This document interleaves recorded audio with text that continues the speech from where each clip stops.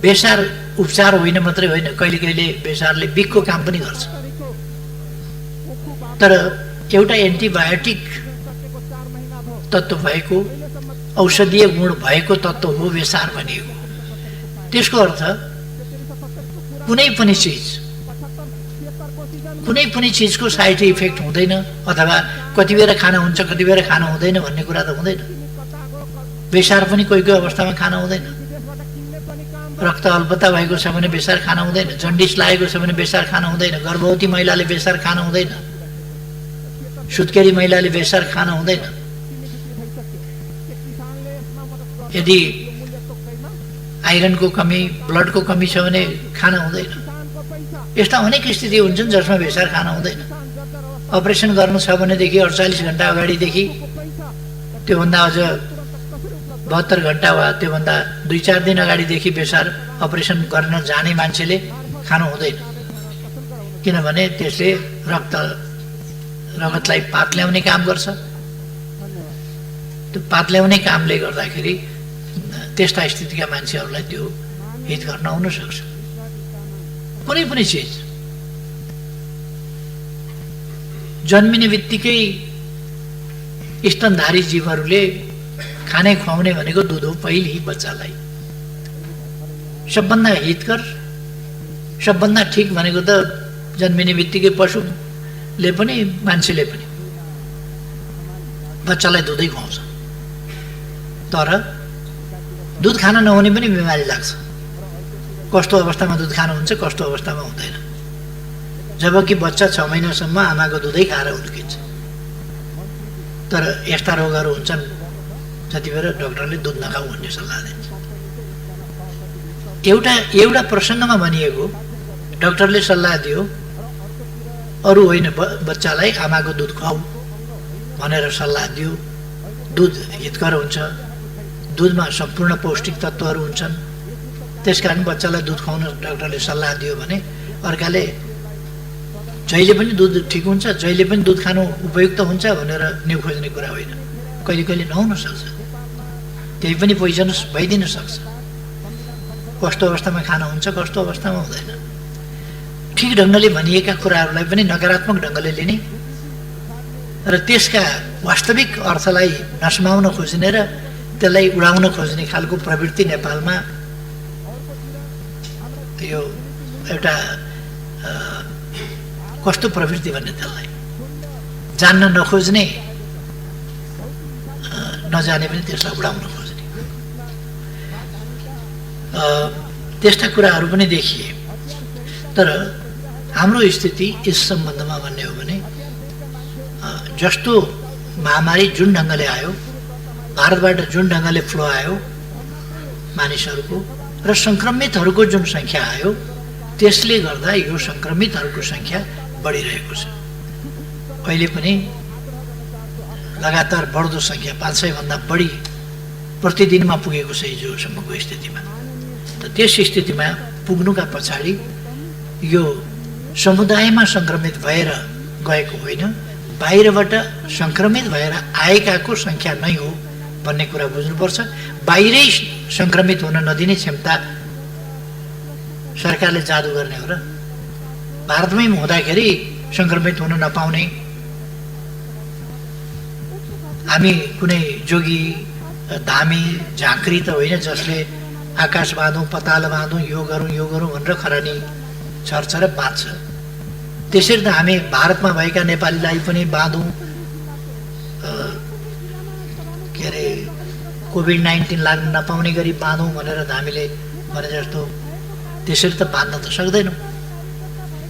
उहीबाट सङ्क्रमित भएर आएकाको सङ्ख्या ठुलो भइरहेको छ, त्यो हामीले सबैले देख्न पर्छ भन्ने मलाई लाग्छ।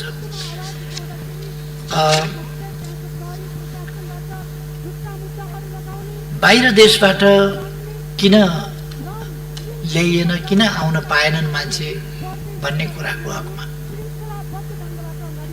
यो भन्ने बित्तिकै अथवा कहीँ सुन्ने बित्तिकै यहाँ अप्ठ्यारो पर्यो भन्ने बित्तिकै विदेशबाट ल्याउन सजिलो हुँदैन। त्यसका निम्ति अनेक प्रबन्धहरू हुन्छ। र हामी हल्लाका पछाडि जानु हुँदैन भन्ने म आग्रह गर्न चाहन्छु। हामीले बाहिरबाट ल्याउन थालेका छौँ, ल्याइरहेका छौँ, ल्याउने क्रम जारी छ र सायद यो क्रम अलिक पछिसम्म निकै धेरै नै अगाडि जान सक्छ। हामीले यो ल्याउने कुरा दुईटा कुरासँग सम्बन्धित छ। एउटा, कोभिड संक्रमित छ छैन टेस्ट गरेर ल्याउनु पर्ने, र कुनै कुनै देशले टेस्ट नगरिकन पठाइदिएको स्थिति पनि हुँदो रहेछ। अस्ति हामी युएई को सम्बन्धमा अलिकति अल्मल्यायौँ अथवा अल्मल्यायौँ, जे भने पनि टेस्ट नगरिकन मानिसहरू आए, जुन अन्तर्राष्ट्रिय WHO को मापदण्डमा त्यसरी पठाउन पाइँदैन। भारतबाट त कुरै छोडिदिउँ, भारतबाट त त्यो टेस्ट गरेर पठाउने कुराको अपेक्षै गर्न सकिँदैन, त्यो त एउटा हुल आएको मात्रै हो। जब एक महिनामा 2,41,862 जना आउँछन् त्यहाँ टेस्ट गरेर पठाउने भन्ने त्यो कुरै भएन। अरू देशहरूबाट हामीले टेस्ट गरेर ल्याउने गरेका छौँ। जापानबाट 13 जना ल्याएका छौँ, मलेसियाबाट 1 जना ल्याएका छौँ, म्यानमारबाट 26 जना ल्याएका छौँ, युएईबाट 169 जना ल्याएका छौँ, अस्ट्रेलियाबाट 11 जना ल्याएका छौँ, कुवेतबाट 484 जना, 448 जना ल्याएका छौँ, अफगानिस्तानबाट 18 जना ल्याएका छौँ, बाङ्लादेशबाट 258 जना ल्याएका छौँ, हङकङबाट 7 जना ल्याएका छौँ, ओमानबाट 166 जना ल्याएका छौँ। यसरी 1117 जना जेठ 21 गतेदेखि असार 1 गतेसम्म हामीले ल्याएको सङ्ख्या यो हो बाहिरबाट। यहाँबाट पनि सङ्क्रमित हुन सक्छ, सङ्क्रमित आएका हुन सक्छन्, यसमा पनि हामी सतर्क हुन जरुरी छ। र फेरि यहाँ पनि क्वारेन्टाइनको समस्या हुन्छ। भन्न सजिलो छ, तर 1117 जना मान्छेलाई क्वारेन्टाइन त्यही पनि सजिलो छैन। देशको अर्थतन्त्र, आर्थिक अवस्था, स्वास्थ्य क्षेत्रको स्थिति कस्तो थियो र त्यस ठाउँबाट हामीले अहिले यस अवस्थाको सामना गर्न कति प्रगति गरेका छौँ, कति व्यवस्था गरेका छौँ, ती कुराहरूलाई हामीले हेर्न पर्ने हुन्छ भनेर मैले चाहिँ राख्न खोजेको हुँ। अहिलेसम्ममा क्वारेन्टिनमा 1,08,336 जना, हिजोसम्म क्वारेन्टाइनमा रहेका व्यक्तिहरूको सङ्ख्या 1,08,336 जना रहेको छ। आइसोलेसनमा रहेकाहरूको सङ्ख्या 4,822 जना रहेको छ र त्यसै गरेर अस्पतालमा रहेकाहरूको सङ्ख्या 6,760 जना रहेको छ जो कोभिड-19बाट सङ्क्रमित छन्। हिजो 4:45 जाँदासम्मको यो रेकर्ड। प्रादेशिक हिसाबले सबभन्दा बढी क्वारेन्टिनमा 43,865 जना सुदूरपश्चिममा रहेका छन्। यो फोरकास्ट मैले सम्भवतः यसभन्दा अघिल्लो पल्ट बोल्दा पनि सुदूरपश्चिम प्रदेशमा आगामी दिनमा यस्तो सिनारियो हुन सक्छ है भन्ने कुरा केही सङ्केत मैले यहाँ भनेको थिएँ जस्तो लाग्छ मलाई। हामीले ठिकै विश्लेषण र ठिकै सम्प्रेषण गरेका छौँ, अनुमान गर्दाखेरि पनि ठिकै गरेका छौँ, किनभने त्यहाँको ट्रेन्ड, त्यहाँको प्रवृत्ति, त्यहाँको जनप्रतिनिधि संस्था, त्यहाँको सरकार, त्यहाँका निकाय, त्यहाँका जनप्रतिनिधि, त्यहाँका जनता सबै प्रवृत्तिहरूलाई हेरेर विश्लेषण गरेर नै हामीले यी निष्कर्षहरू निकालेका छौँ, यस्तो यस्तो हुन्छ है भनेर। त्यसपछिको सङ्ख्या प्रदेश नम्बर 5 मा 23,990 लाई क्वारेन्टिनमा राखिएको छ। त्यसपछिको सङ्ख्या कर्णालीमा 18,430 जनालाई क्वारेन्टिनमा राखिएको छ। त्यसपछि प्रदेश नम्बर 2 मा 10,885 जनालाई क्वारेन्टिनमा राखिएको छ। अरू क्वारेन्टाइनमा राखिएको सङ्ख्या गण्डकीमा 5,929 जनालाई राखिएको छ गण्डकी प्रदेशमा। प्रदेश नम्बर 1 मा 3,242 लाई राखिएको छ र बागमतीमा 1,995 लाई राखिएको छ। सबभन्दा कम सङ्ख्या सायद यही बागमतीको रहेको छ। आइसोलेसनमा प्रदेश नम्बर 1 मा 149, 2 मा 1266, बागमतीमा 172, गण्डकीमा 225, 5 नम्बरमा 1,009, कर्णालीमा 728 र सुपमा 1273 जनालाई आइसोलेसनमा राखिएको छ। अस्पतालमा प्रदेश नम्बर 1 मा 432, 2 मा 2511, बागमतीमा 195, गण्डकीमा 262, 5 नम्बर प्रदेशमा 1930, कर्णालीमा 1078 र सुपमा 352 जनालाई अस्पतालमा राखिएको छ।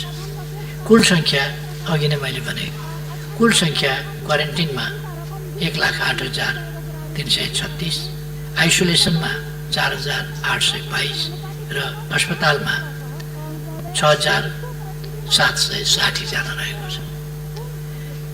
यतिको हेरविचार भइरहेको छ, परीक्षण भइरहेको छ, खानपिन भइरहेको छ, बसोबास भइरहेको छ, उपचार भइरहेको छ। र नेपालको स्वास्थ्य स्थितिको सम्बन्धमा यो गर्न सक्नु म खास गरी स्थानीय तहहरूलाई हार्दिक धन्यवाद भन्न चाहन्छु। त्यहाँका जनप्रतिनिधिहरूलाई धन्यवाद भन्न चाहन्छु जसले अत्यन्तै मेहनत साथ यी कष्टप्रद कामहरू गर्नुभएको छ। उछाल्नेहरूलाई त उछाल्न सजिलो छ, 10 अरब कहाँ गयो भनेर, खोइ 10 अरब भनेर, अब यहाँ 10 अरब कताबाट देखाइदिने, यहाँ छ भनेर। 10 अरब त तल पठाइयो यही कामका लागि। महिनौदेखि मान्छेहरू खटेका छन्, क्वारेन्टिन निर्माण गरेका छन्, क्वारेन्टिनमा बस्नेहरूलाई खुवाएका छन्, क्वारेन्टाइनको बन्दोबस्त गर्नेहरूलाई उनीहरूले पनि खानु पर्ला, ती प्रबन्धहरू गर्नु पर्ला। अनि जनप्रतिनिधिहरूले पैसा खाए भन्दिन सजिलो छ। बहुतै दुःखका साथ कष्टका साथ जनप्रतिनिधिहरू काम गरिरहेका छन्। त्यसमा गुण मान्नु त्यो छैन। अनि गुण मान्नको सट्टा, त्यसको प्रशंसा गर्नको सट्टा, त्यसको कदर गर्नको सट्टा अपमान गर्नु, सन्देह पैदा गर्नु, हतोत्साहित गर्नु किञ्चित उपयुक्त हुँदैन। म सबैलाई आग्रह गर्न चाहन्छु, 10 अरब भन्दा केही, 10 अरब भन्ने हल्ला चल्यो, 10 अरब भन्दा केही विभिन्न निकायमा खर्चका लागि पठाइएको छ। त्यसको पनि कान्तिपुर शान्तिपुर आदिमा त्यसको हिसाब किताब पनि आइसकेको छ मोटामोटी। त्यसको मसिनो गरी हिसाब किताब आलेप मलेप भन्ने हुन्छ, आन्तरिक लेखा परीक्षण, महालेखा परीक्षण, यी सबै हुन्छन् र ती कुरा गरिमामय संसदमा वार्षिक प्रतिवेदनको रूपमा आउँछ। रुजु बेरुजु, नियमितता अनियमितता, यी सबै कुराहरू आउँछन्। हरेक व्यक्तिलाई हरेक दिनका खर्च, देशभरि भएका खर्च, मान्छे काममा लागेका छन्, यहाँ कसैलाई चाहिँ खर्चको हिसाब चाहिएको छ, काममा ध्यान छैन, कामप्रतिको प्रशंसा छैन, परिस्थितिप्रतिको गम्भीरता छैन, हिसाब किताब दैनिक चाहिएको छ। खोइ पैसा भनेर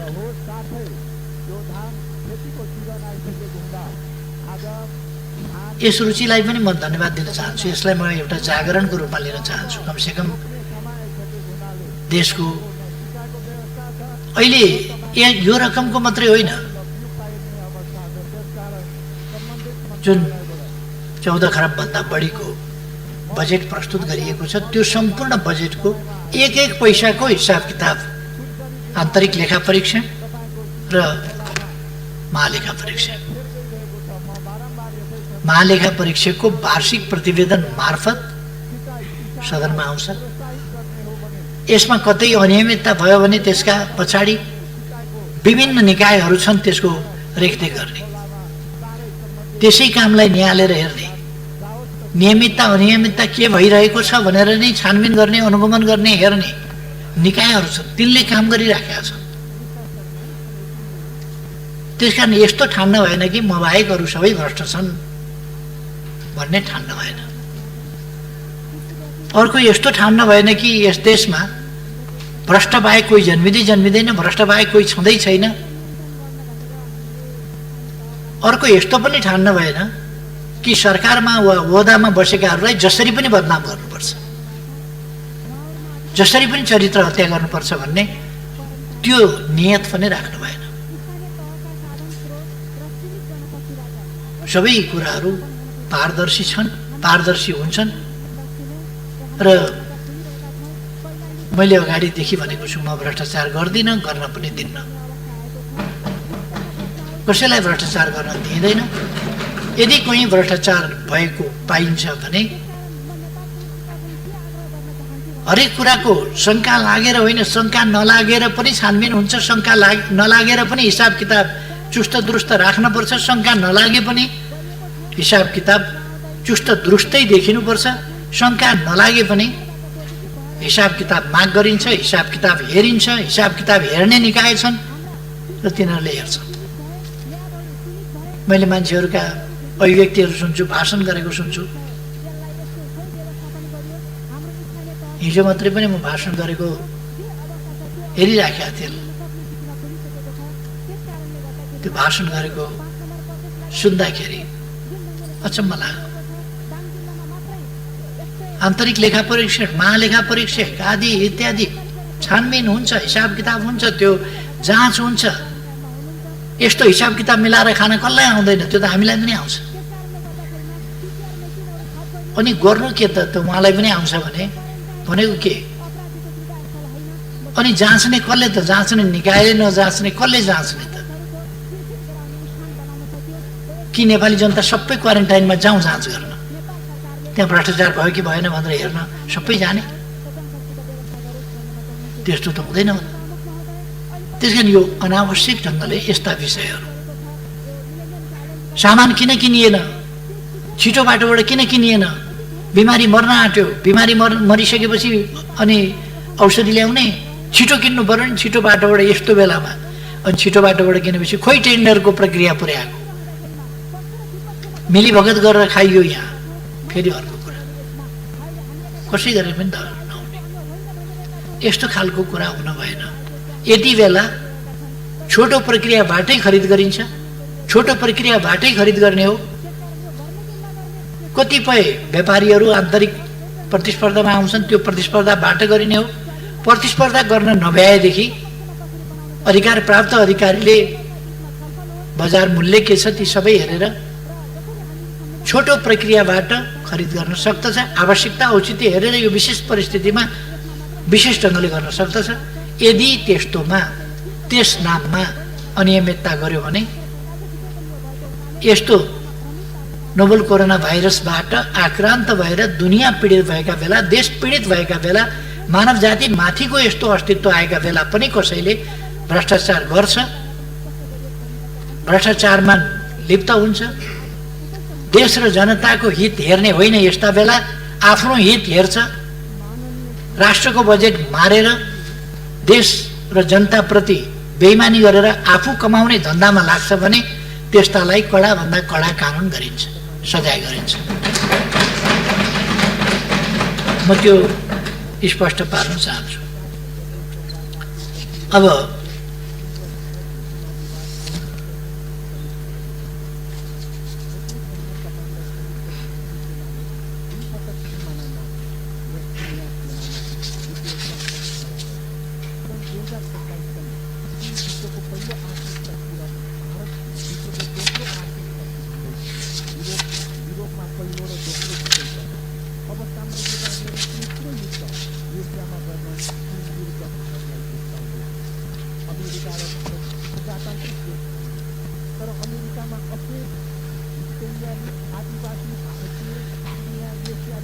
अवश्य नै यो कोभिड-19ले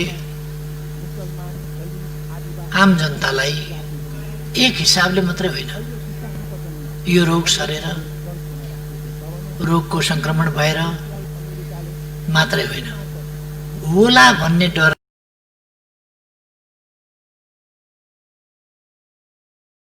पनि त्रसित बनाएको छ, आतंकित बनाएको छ। त्यसै कारण हामी सोशल डिस्टेन्सिङका कुरा गर्छौं, त्यसै कारण हामी लकडाउनका कुरा गर्छौं, त्यसै कारण हामी मास्कको कुरा गर्छौं, त्यसै कारण हामी ग्लोभका कुरा गर्छौं, त्यसै कारण हामी कसरी बस्ने, कसरी हिँड्ने, के खाने के नखाने लगायतका कुराहरू गर्छौं। यसले एउटा मानसिक सन्तास पनि पैदा गरेको छ। मानसिक सन्तास मात्रै पैदा गरेर छोडेको छैन, यसले मानिसको रोजगारी, व्यवसाय, आम्दानी हरेक कुरामा प्रतिकूल असर पारेको छ। जनता यसबाट परोक्ष प्रत्यक्ष अनेक हिसाबले पीडित छ।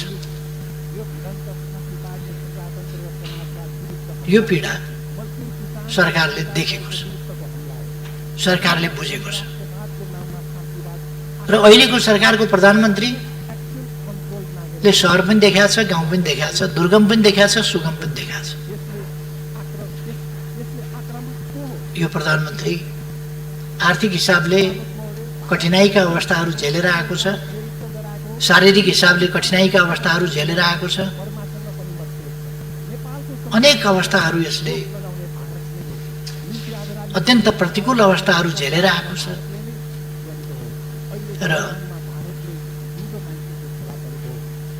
जनताका समस्याहरू, गाउँका समस्याहरू, गरिबका समस्याहरू, गिटी कुट्नेका समस्या, भारी बोक्नेका समस्यादेखि लिएर दैनिक रोजगारी गरेर गुजारा गर्नुपर्ने का समस्याहरू पनि अहिलेको सरकारको प्रधानमन्त्रीले बुझेको छ। त्यसकारण यत्तिकै यस सरकारले यो कोभिड-19 आउन भन्दा अगाडिदेखि नै नेपालमा कोही भोकै पर्दैन, भोकले मर्न पर्दैन भन्ने नारा दिएको थियो। त्यसै कारण यसले एकदम तलबाट, जमिनबाट सामाजिक विषमता, सामाजिक कुरूपता, यस्ता कुराहरूलाई एकदम जमिनबाट, त्यहाँदेखि माथि माथिका कुरा गरेर होइन, 2 वर्षका कुरा गर्दा मैले अस्ति पनि यस सदनमा बोल्दा भनेको थिएँ, हामीले माथि माथि मात्रै होइन, मानवीय सभ्यताको स्तरलाई यी 2 वर्षमा कसरी उठाएका छौं भन्दा सडक मानव 2 वर्ष अगाडिसम्म तपाईले सडकमा हिँड्दाखेरि पेटीमा कहिल्यै कपाल नकोरेको, कहिल्यै कपाल नधोएको, कहिल्यै कपाल ननुहाएको, जिउ कहिल्यै ननुहाएको, शरीरभरि घाउ भएको, सडकको पेटीमा लम्पसार परेको सैकडौं मान्छे देख्नुहुन्थ्यो, यतै पनि त्यतै पनि त्यतै पनि। सडकभरि भिखमङ्गाहरू, बजारभरि भिखमङ्गाहरू, पसल अगाडि अगाडि भिखमङ्गाहरू, त्यस्तो देख्नुहुन्थ्यो। सडक बालबालिकाहरू देख्नुहुन्थ्यो सहरमा।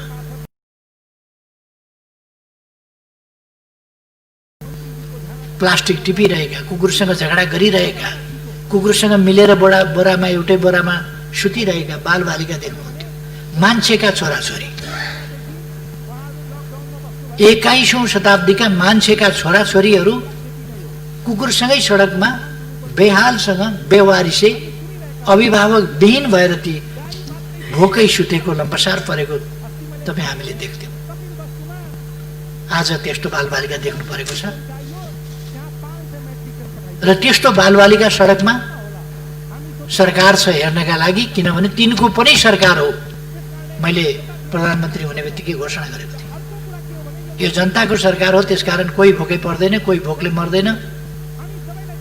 खाना र आवास बिना नेपाली अलपत्र परेर त्यसरी बस्नु पर्दैन। र यी 2 वर्षमा कमसेकम हामीले ती प्रबन्धहरू गरेका छौँ। म मान्यजीहरूलाई, नेपाली समाजलाई भिखारी मुक्त, तपाईहरू कोभिड-19 सिद्धिएपछि विभिन्न मान्यजीहरू विभिन्न देशहरूमा जानुहोला, त्यहाँ आफ्ना प्रवचनहरू दिनुहोला। तपाईहरू भन्न सक्नुहुनेछ नेपाल एउटा यो सडक बालबालिका नभएको देशबाट मुक्त भएको देश हो, भिखारी मुक्त देश हो। नेपालमा बाँच्नका लागि कसैले हात थापेर, टोकरी थापेर, एउटा पात्र थापेर भिखमङ्गा भएर गिडगिडाउनु पर्दैन कसैका लागि। कुनै महिलाले एउटा बच्चा बोकेर बाबुजी भोक लगाए भन्नु पर्दैन, कुछ खाने के लिए दीजिए भन्नु पर्दैन। यो अवस्था नेपालमा छैन। यो बेगर फ्री देश हो, सडक मानव रहित देश हो नेपाल, भन्न सक्नुहुन्छ। पहिलेको भन्दा हामीले जनस्तरबाट कसरी परिवर्तन ल्याएका छौँ त्यो कुरा देख्न सक्नुहुन्छ। अहिले केही समस्याहरू छन्, जो यस्तो समस्याहरू छन्, आम समस्याहरू छन्, जसलाई हामीले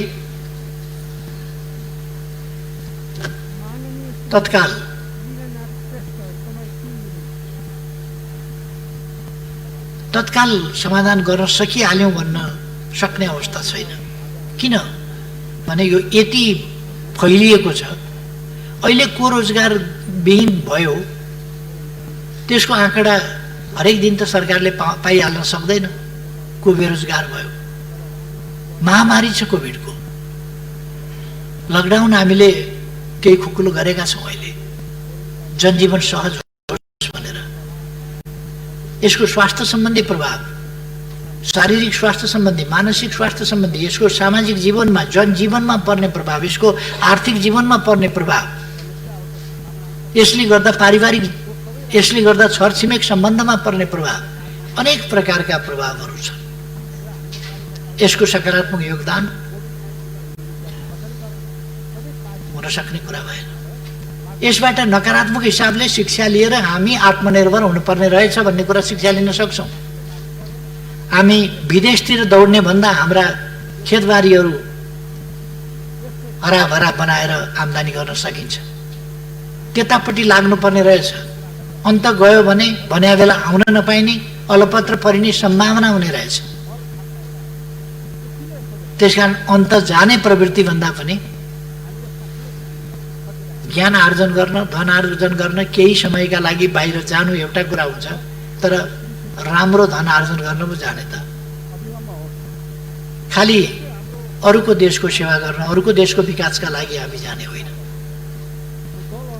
यस सम्बन्धमा हामीले नकारात्मक रूपमा यसको शिक्षा लिन सकौँला, तर यसले केही पनि सकारात्मक योगदान गर्दैन। त्यसकारण हाम्रो जनजीवनमा प्रतिकूल असर पारेकै छ। त्यसलाई हामीले बुझ्नुपर्छ र त्यसको समाधान गर्न सरकार दत्तचित्त भएर लागेको छ। सरकार कुनै खेलबाड गरिरहेको छैन र खेलबाड गर्दैन। एउटा शब्द आजकल चलेको छ, इनाफ भन्ने। सबैलाई कण्ठ भइसकेको शब्द पनि इनाफ। मैले सडकमा पनि प्ले कार्ड हेरेँ, कोभिड-19 इनफ इज इनफ। के अर्थ हुन्छ यसको भनेर मैले खोजी हेरेँ। COVID-19 enough is enough. COVID-19 is more than enough. यो आउनै नहुने, कसरी आयो? आउनै नहुने, निषेध गर्न खोज्यौँ, रोक्न खोज्यौँ, तर पनि आयो। यो इनफ मात्रै होइन, हदभन्दा पनि बढी भयो। चाहिँदै नचाहिएको, आउनै नहुने कुरा आयो। यो त सबैले मानेको छ, इनफ इज इनफ। के हो त्यो? यो सरकारले ल्याएको त होइन।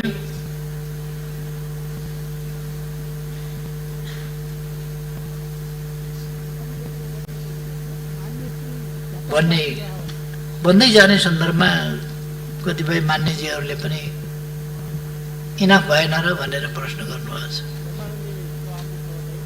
कति हाम्रो समाज यही हो। समाजका मान्छे हामी हौँ, हामी जस्तै हुन्।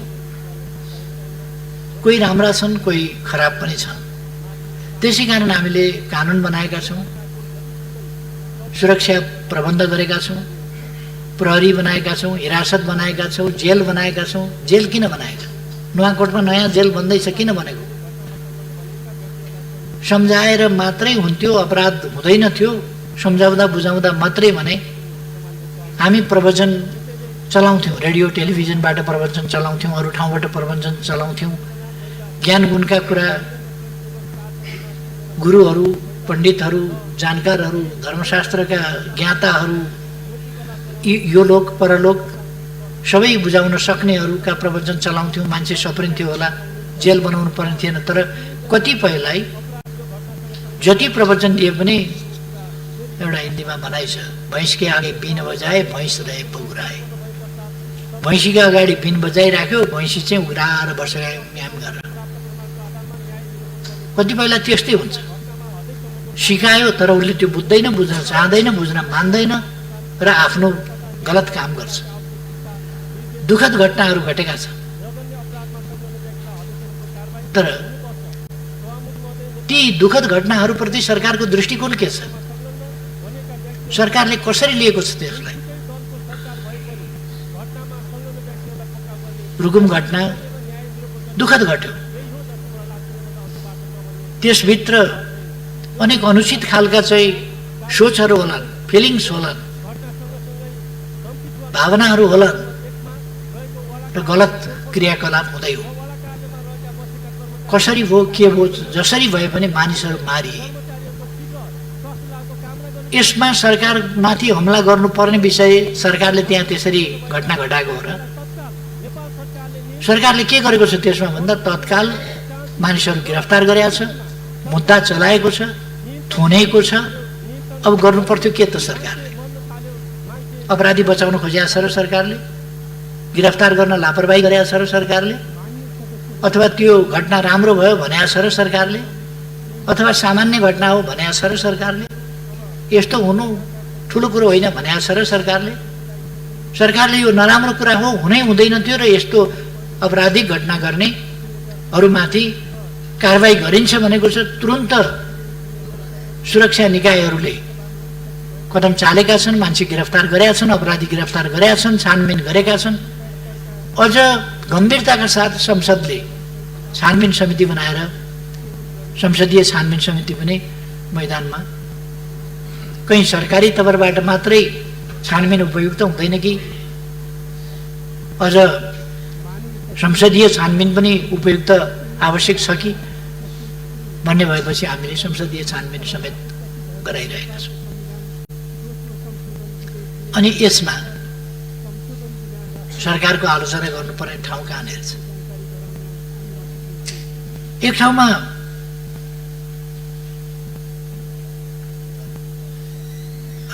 यो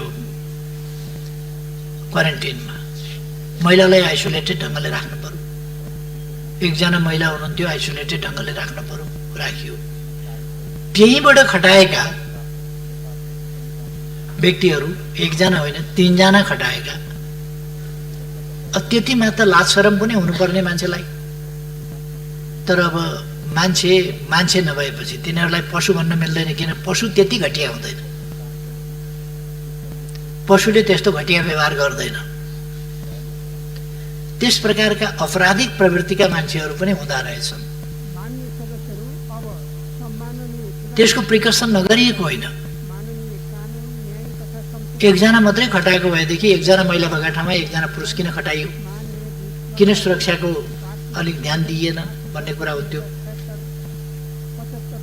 2 जना खटाएपछि पर्याप्त हुनुपर्ने 3 जना खटाएको छ, तर 3 जना अपराधिक मनोवृत्तिका कुकर्मीहरू निस्किए।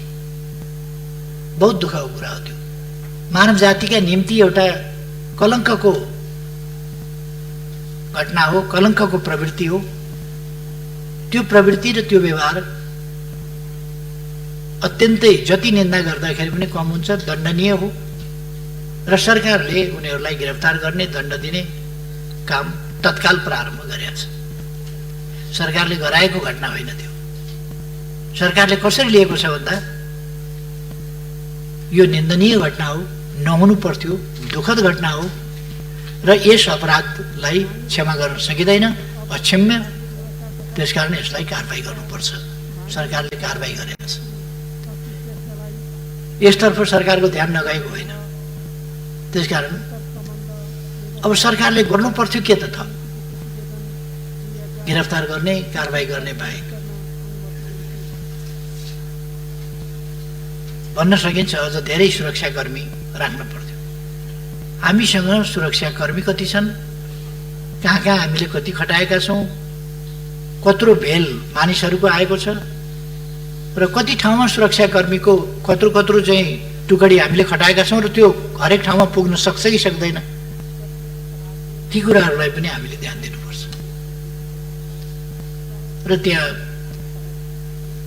गस्ती गर्ने कुराहरू भएको छ, अरू कुराहरू भएको छ, तर त्यस्तो मौका पारेर उनीहरूले चाहिँ अपराध गरे जसप्रति सरकार अत्यन्तै कडा दृष्टिकोणका साथ त्यस निन्दनीय घटनामा संलग्नहरूलाई अझैसम्मको कारबाही गर्छ।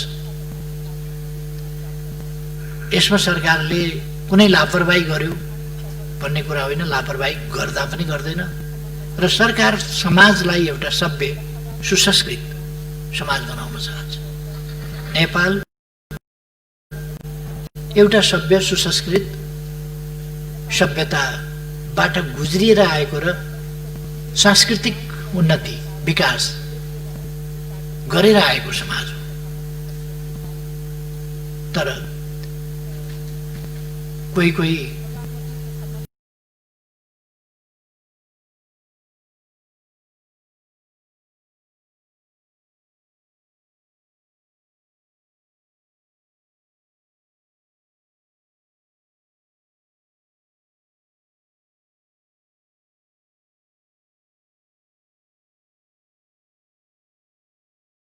लाई कडा भन्दा कडा कारबाही गर्नुपर्छ अपराध हेरिकन।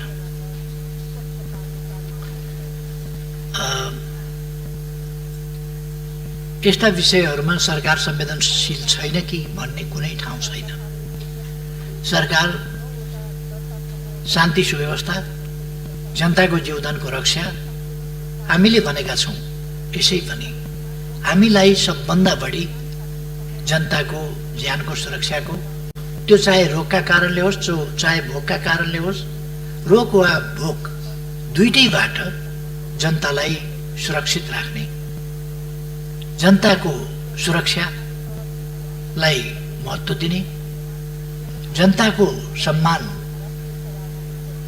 जनताका अधिकार कहीँबाट नखसिउन्, जनताको जीव धन लगायतको सुरक्षा र सम्मानको रक्षा, यी सबै कुराहरूमा सरकार सजग छ। सरकार एउटा पक्षमा अथवा जसो आउँदै जान्छ त्यसै होइन, योजनाबद्ध ढङ्गले सरकारका आफ्ना नीतिहरू छन्, कार्यक्रमहरू छन् र ती बहुतै स्पष्ट नीति र कार्यक्रमहरू छन्। यो प्रगतिशील सरकार हो, यो जनताको सरकार हो, यो देशभक्त सरकार हो, यो जनमुखी सरकार हो र यो समाजवाद उन्मुख सरकार हो। यसले सामाजिक न्याय र समानता, सामाजिक न्याय र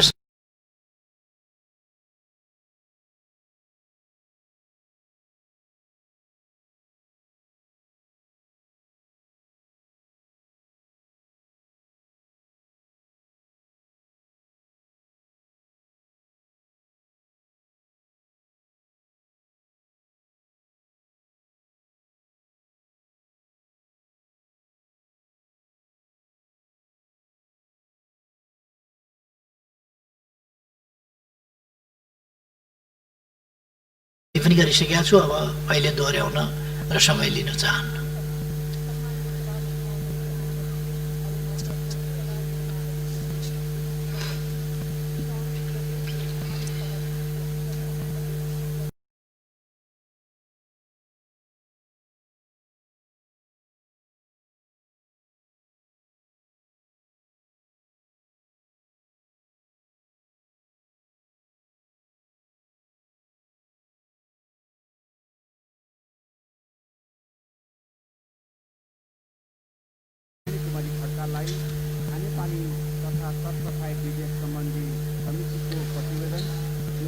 मान्यजीहरूले उठाएका मूल प्रश्नहरू मैले हेर्दा यिनै कुराहरूको सेरोफेरोमा मान्यजीहरूले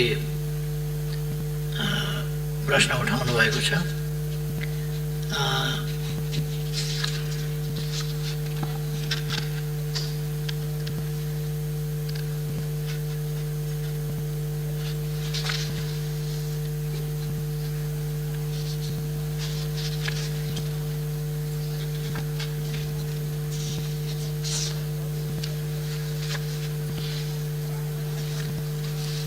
मलाई लाग्छ मुख्य रूपमा प्रश्नहरू यिनै प्रश्नको सेरोफेरोमा कोभिड-19 अथवा शान्ति सुरक्षा अथवा बजेट विनियोजन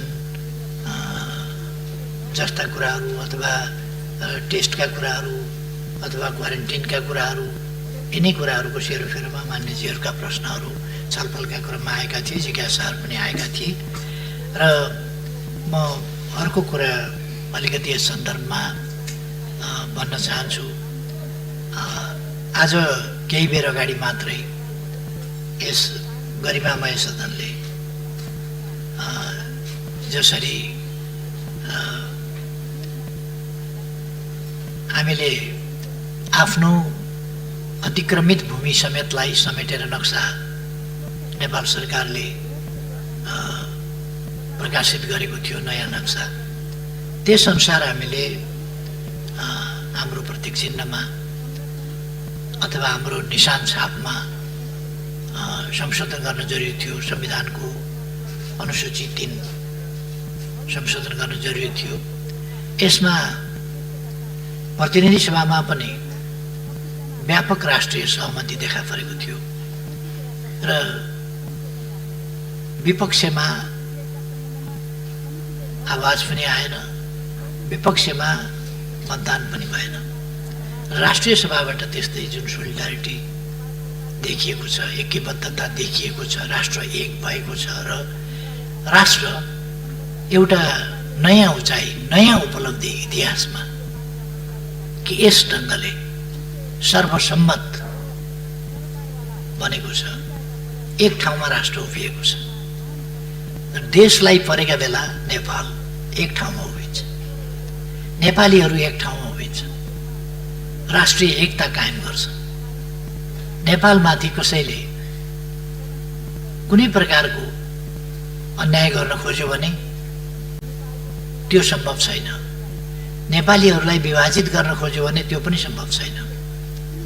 अरू साधारण कुराहरूमा, खुद्रा मसिना कुराहरूमा नेपालीहरू भिन्न भिन्न राय अभिमत जाहेर गर्लान्, तर राष्ट्रिय महत्त्वका विषयहरूमा राष्ट्रिय एकता प्रदर्शन गर्दछन् भन्ने जुन अभूतपूर्व एकता देखाएको छ, त्यसमा यस सदनले केही समय अगाडि गरेको निर्णयका लागि म सबै मान्य सदस्यहरू, सम्माननीय अध्यक्षज्यू लगायत सबै यस सभाका सदस्यहरू समेत हार्दिक धन्यवाद भन्न चाहन्छु। धेरै धेरै धन्यवाद छ साथीहरूलाई। अब यदि अहिले अझै पनि केही कुराहरू स्पष्ट रहेनन् भन्ने लाग्यो भने अथवा केही कुराहरूमा थप स्पष्टता आवश्यक छ भन्ने लाग्यो भने त्यस सम्बन्धमा स्पष्ट मैले पार्ने नै छु। मैले प्रतिनिधि सभामा यस सम्बन्धमा बोलेका कुराहरू पनि मान्यजीहरूले सुन्नै भएको छ। त्यसकारण यहाँ मैले अरू थप भनिरहनु पर्ला जस्तो लाग्दैन। र अवश्य नै मान्यजीहरू स्पष्ट भएको हुनुपर्छ। यदि थप केही छ भने त्यो पनि म सुन्न र स्पष्ट पार्न तयारै छु। धन्यवाद। माननीय सदस्यहरू, सम्माननीय प्रधानमन्त्री केपी शर्मा ओलीले दिनुभएको जवाफका सम्बन्धमा स्पष्टीकरण माग गर्न चाहनुहुने माननीय सदस्यहरूलाई समय उपलब्ध गराउँछु। विनियोजन विधेयक अन्तर्गत सम्बन्धित मन्त्रालयको विनियोजन शीर्षकहरूमाथिको छलफलमा भाग लिनुभएका माननीय सदस्यहरूले मात्र स्पष्टीकरण माग गर्न पाउनुहुने बेहोरा जानकारी गराउँछु। स्पष्टीकरण माग गर्न चाहनुहुने प्रत्येक माननीय सदस्यलाई 1 मिनेटको समय निर्धारण गरेको छु। माननीय प्रमिला कुमारी।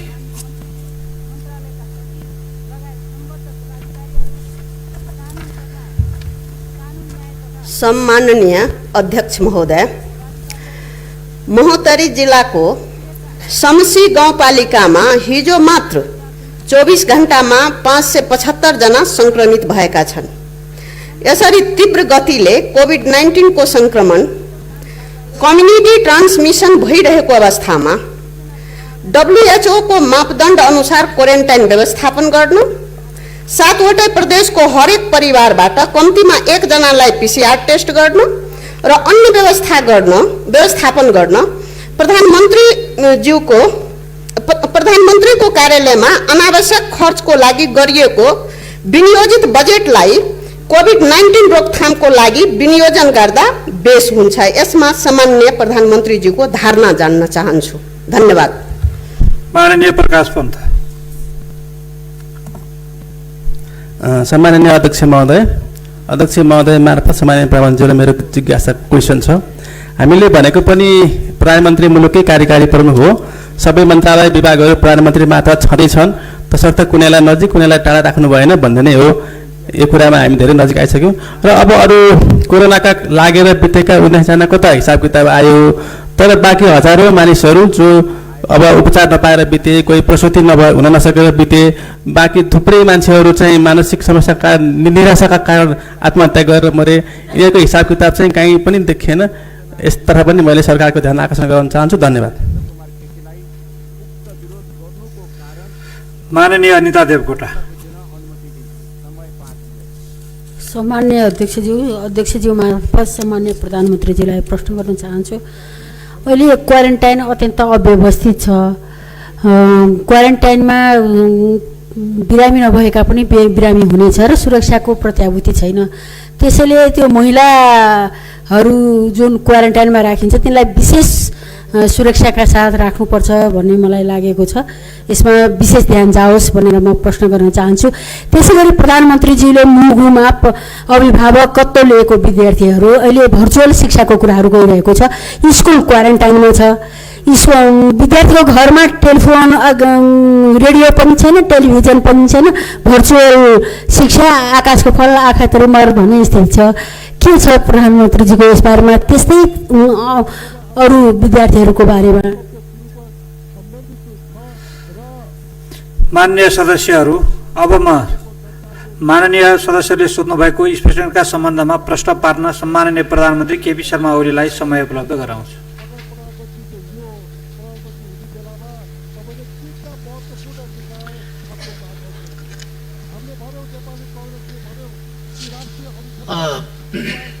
सम्माननीय अध्यक्ष महोदय, महोत्तरीको घटना भन्नुभयो क्या 575 जना हिजो मात्रै सङ्क्रमित भयो भनेर। सङ्क्रमित हिजो मात्रै भएका होइन, सङ्क्रमित फेला परेका हिजो त्यो त्यहाँ मात्रै फेला परेको सङ्ख्या यो हिजो होइन। यो महोत्तरीको सङ्ख्या हुनसक्छ, तर हिजो मात्रैको त देशभरिका क्वारेन्टाइनहरू वा अन्यत्रबाट गरिएका परीक्षणमा 500 लगभगको सङ्ख्या हिजो मात्रैको सङ्ख्या चाहिँ त्यहाँको मात्रै त्यो हुन सक्दैन। परीक्षणबाट प्राप्त भएको रिजल्ट पनि। तर जे होस् सङ्ख्या बढिरहेको छ र त्यसलाई नियन्त्रण गर्न सरकारले गम्भीरताका साथ ध्यान दिइरहेको छ, दिन्छ नै। र प्रदेश नम्बर 2 का महोत्तरी वा रौतहट जस्ता जिल्लाहरूमा थप PCR मेसिन पठाउनु पर्ने, स्वाब टेस्ट गर्नुपर्ने, परीक्षण गर्नुपर्ने र क्वारेन्टाइनको उचित प्रबन्ध गर्नुपर्ने आवश्यकता त्यहाँ मात्रै होइन, विभिन्न ठाउँमा छ। क्वारेन्टाइनको WHO को के अरे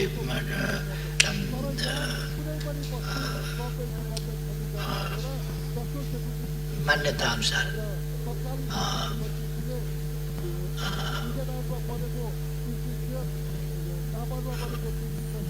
त्यस अनुसार हुन नसकेको कुरा मैले अघि नै भने कि यति ठुलो फ्लो आयो मानिसहरूको, जसबाट त्यति क्वारेन्टाइन हामी अनुमान गरौँ कि 2,44,000 मान्छे एक महिनामा आउँछ भने 2,44,000 मान्छे बस्नका लागि क्वारेन्टाइन निर्माण गर्न कति समय लाग्छ?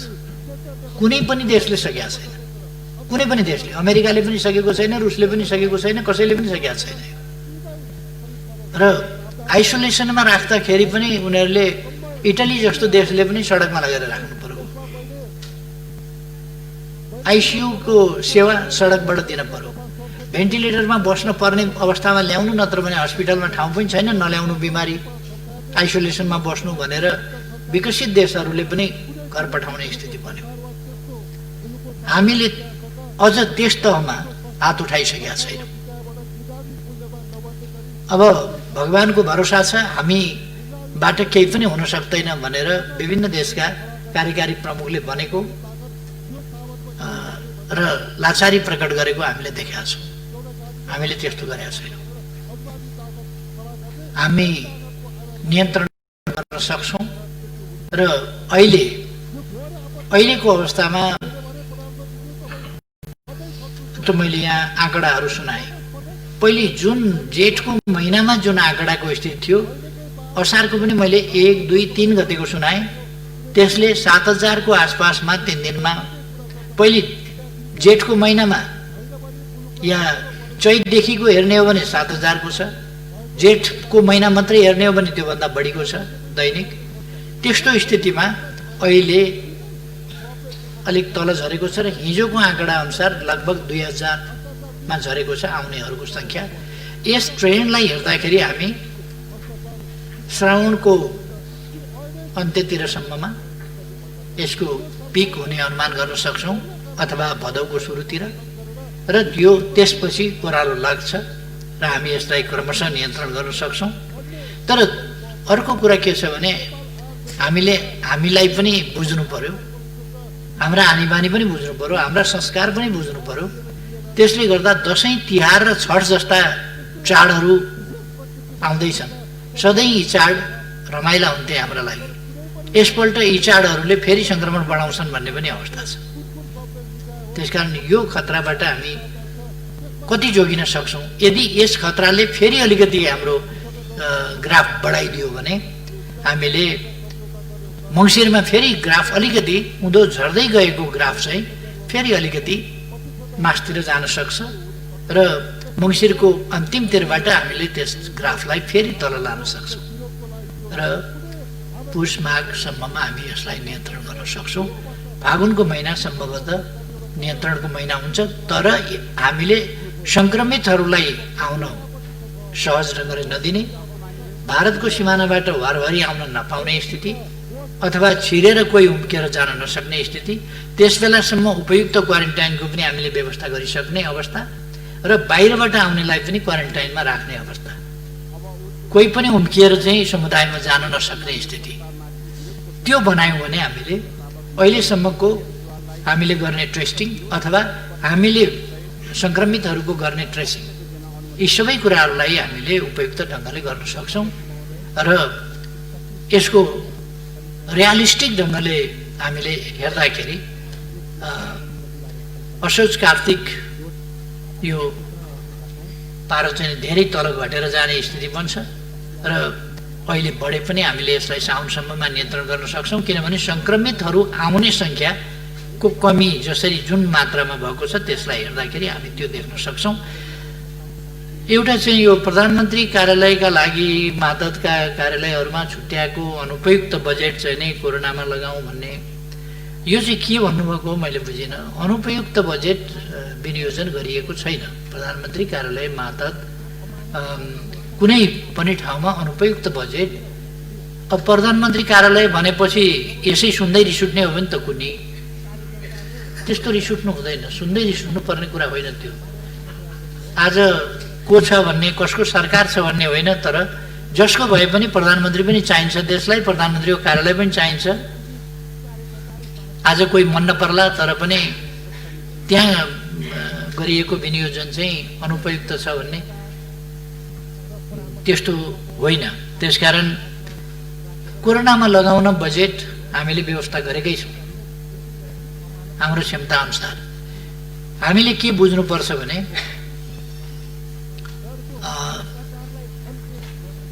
त्यो बडो फेसनै चलेको छ। यहाँ मान्यज्यूले मात्रै भन्नुभएको होइन, यो अरूले पनि भन्छन्। प्रधानमन्त्री कार्यालय मातहतका निकायहरूमा गरिएको अनावश्यक खर्चको विनियोजन जुन छ त्यो चाहिँ कोरोनामा लगाइयोस् भनेर। त्यो प्रधानमन्त्री कार्यालय मातहतको यो फेसन जस्तो कुरा होइन यो। त्यसकारण म आग्रह गर्न चाहन्छु त्यस्तो अनुपयुक्त बजेट, अनावश्यक बजेट त्यहाँ विनियोजन गरिएको छैन। कोरोनाको लागि उपयुक्त बजेट, आवश्यक बजेट विनियोजन गरेर हामी नियन्त्रण गर्छौँ। त्यसो गर्दा कुनै संस्थाप्रति या कुनै देशभित्र पनि राजनीतिक आग्रह जस्तो कुराहरू झल्किनु वाञ्छनीय हुँदैन। म त्यतापट्टि मान्यज्यूको ध्यान आकर्षण गर्न चाहन्छु। मैले अघि पनि भने कोरोनाले कुनै पनि सकारात्मक योगदान गरेन। अर्को मान्यजीले गर्नुभएको प्रश्न छ कि यसले गरेन नै, र यसले शारीरिक बिरामी मात्रै होइन, मानसिक बिमारी पनि, त्रासको स्थिति पनि, जसले गर्दाखेरि मानिसहरू डिप्रेसनमा जाने। डिप्रेसनको अनेक लक्षणहरू हुन्छन् डिप्रेसनका। त्यो लक्षणमध्ये एउटा लक्षण हो मरुमरु लाग्ने। एउटा डिप्रेसनको लक्षण हुन्छ मरुमरु लाग्ने। त्यो डिप्रेसनको लक्षणबाट मानिसहरूले आत्महत्या गर्छन्।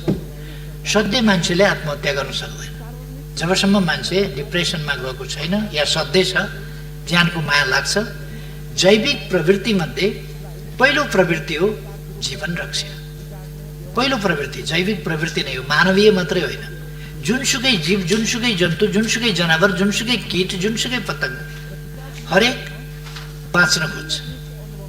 कहिले कहिले हामी उपियाँ देख्छौँ, त्यसलाई यसो औँलाले थिच्न खोज्नुहोस्, तपाईँको औँलो त्यहाँ जाने बित्तिकै छड्केतिर फुत्त उफ्रिन्छ। फेरि अर्को ठाउँ यसो थिच्न खोज्नुहोस्, अर्कोतिर फुत्त उफ्रिन्छ, किनभने त्यो बाँच्नका लागि।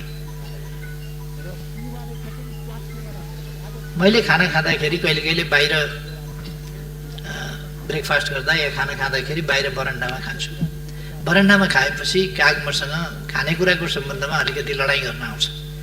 मलाई पनि भोक लागेको छ, आफै मात्रै एक्लै बसेर खाने, ल्याउ खाना भन्न आउँछ। त्यो मैले खाना दिन्छु, तर ऊ जबसम्म सुरक्षित छु, मसँग जालझेल भएको छैन, धोका भएको छैन भन्ने यकिन हुँदैन, तबसम्म मैले खाना दिएको हुन्छु, खाँदैन। किनभने यसले मलाई कुनै ट्रिक त गरिरहेको छैन, यति नजिकै खाना दिएको छ, कसरी खाने? म खाना समाउन खोज्दाखेरि उसले मलाई समात्यो भने के गर्ने? उसले शङ्का गर्छ, यकिन गर्दैन। अनि उसले विचार गर्छ, यो ज्यान खतरामा राखेर खानाको काम छैन। भोक लागे पनि बरु भोकै बस्छु, बाँचियो भने त भरे अन्त पाइन्छ खानेकुरा खाउँला। यहीँ मरियो भनेदेखि त गइगयो, खाना के खाएर अर्थ के भयो? त्यसकारण बाँच्ने पहिलो कुरा हो भन्छ र खाना मान्दैन। अनि अलिक परतिर साथ दिएपछि अब म सुरक्षित छु भन्छ र अनि खान्छ। सुरक्षा पहिलो कुरा हो। त्यसकारण पछि पछि त्यो विश्वस्त हुँदै हुँदै अहिले चाहिँ नजिक आएर त्यो सँगै मात्रै होइन, खोसेर खान खोज्छ। कहिले कहिले उसलाई विश्वास भयो कि यसले मार्दैन, यसले कुनै पासो थाप्दैन, जालझेल गर्दैन भनेपछि त्यो अलिकति टेम्ड भएको छ, अलिकति घरेलुपन त्यसमा आएको छ। तर पनि ऊ पूर्ण यकिन चाहिँ गर्दैन। फेरि पनि हेर्छ, अनुहार हेर्छ, हात हेर्छ, हात चलाइ हेर्छ, उसको खानातिर मुखतिर नै लगाएको छ कि मात्रै ल्याउन खोज्दैछ त्यो हेर्छ। उतिर हात यसो गर्यो भनेदेखि ऊ फुत्त पर सरिहाल्छ। यो जैविक प्रवृत्ति मानिसमा हुन्छ। त्यसकारण मान्छे झन् सचेत हुन्छ, मर्न चाहँदैन, आत्महत्या गर्नै सक्दैन। बाँच्ने प्रवृत्ति मानिसको मात्रै होइन, जैविक हो, जीवमा पनि त्यो हुन्छ भने मान्छे त झन् सचेत, ऊ चाहिँ बाँच्न चाहन्छ, बाँच्न खोज्छ। त्यसकारण जब मान्छेले आत्महत्या गर्छ तब बुझ्नुपर्छ पीडाले मर्यो, के भएर मर्यो, कसो भएर मर्यो भने पनि त्यस पीडाले उसलाई पहिले डिप्रेसनमा लान्छ र डिप्रेस भएपछि मात्रै उसमा मर्ने प्रवृत्ति सुरु हुन्छ र हाबी हुन्छ। जब मर्ने प्रवृत्ति, मरु लाग्ने प्रवृत्ति हाबी हुन्छ तब उसले आत्महत्या गर्छ। त्यसकारण हामीले साइकोलोजिकल ढङ्गले ट्रिट गर्ने, काउन्सिलिङ गर्ने यस्ता बेलामा जरुरी छ। त्यसै कारण हामी भनिरहेका छौँ कि टेरर, मानिसलाई टेरर हुने गरी, टेरराइज हुने गरी होइन, सतर्क हुने गरी कुरा गरौँ। हामी पनि सतर्क बसौँ, आतंकित नबनौँ। कोरोनाबाट सतर्क बसौँ, आतंकित नहौँ। यो खराब हो, यसले मार्न पनि सक्छ, तर त्यसबाट हामी बाँच्न सक्छौँ, सर्न नदिन सक्छौँ सतर्क भयौँ भने। त्यसकारण आतंकित नबनौँ। आतंकले डिप्रेसनमा लान सक्छ।